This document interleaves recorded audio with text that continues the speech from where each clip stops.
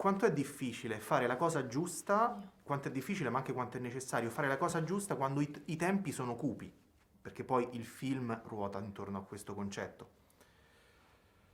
Eh, È sicuramente più difficile, non c'è dubbio. Nel senso riuscire a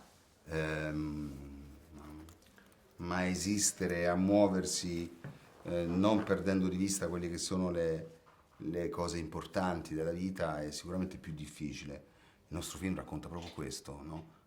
Una storia d'amore, ma l'amore in generale è la cosa che più viene messa a repentaglio quando ci sono dei momenti storici come quello che raccontiamo nel film, cioè precedente all'entrata in guerra da parte dell'Italia, quindi della seconda guerra mondiale.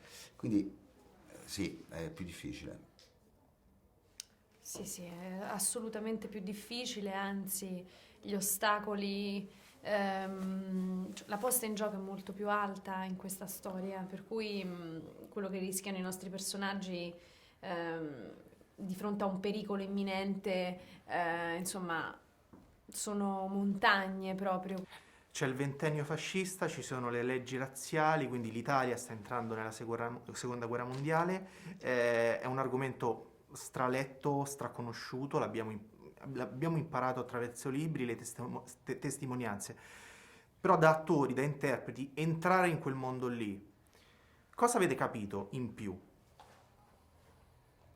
Beh, io ho capito tante cose perché è un periodo che mi ha sempre affascinato, passami il termine, perché proprio è per me dove finisce l'umanità. Non me lo riesco proprio esattamente a spiegare, anche perché vivo in questa generazione di oggi dove, beh, in effetti con dei tratti anche ridondanti, ahimè, però da qualche parte mi è sempre sembrata una cosa lontana, ma non veramente come ce la fanno sembrare, diciamo.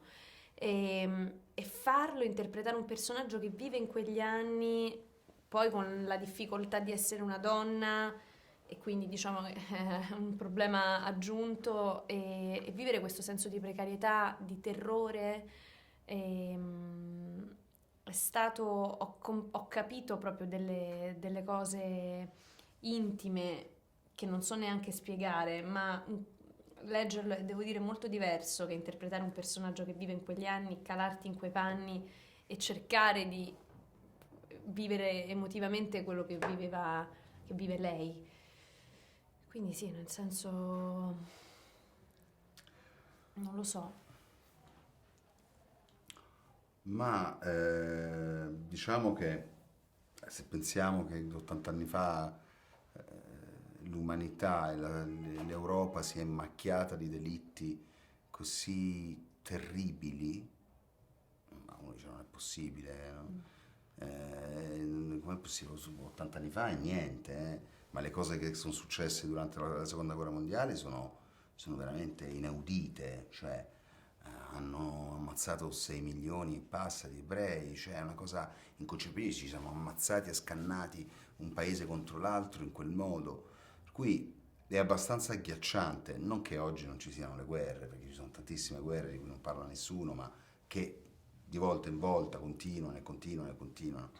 Per cui ehm, una cosa mi ha fatto pensare che non siamo mai veramente al riparo No. dalla ferocia.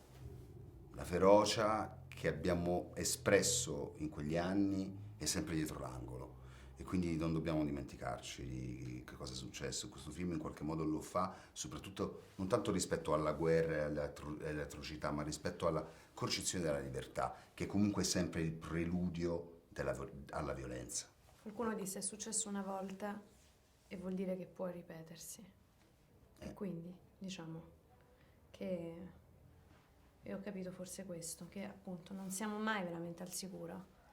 Tanto meno oggi, che mi sembra una condizione comunque con una certa inquietudine, se non proprio uguale, perché ovviamente non si possono paragonare i due mondi, ma comunque con delle ondate simili.